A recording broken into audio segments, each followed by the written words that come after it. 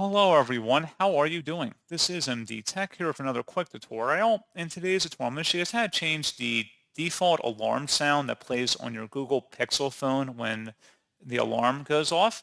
So this should hopefully be a pretty straightforward process here, guys. And without further ado, let's go ahead and jump right into it.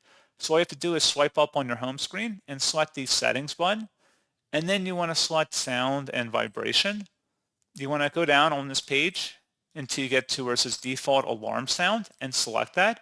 At this point, you can select from any of the categories listed here. And then once you have a sound you like, you would select it and then the save button up at the top.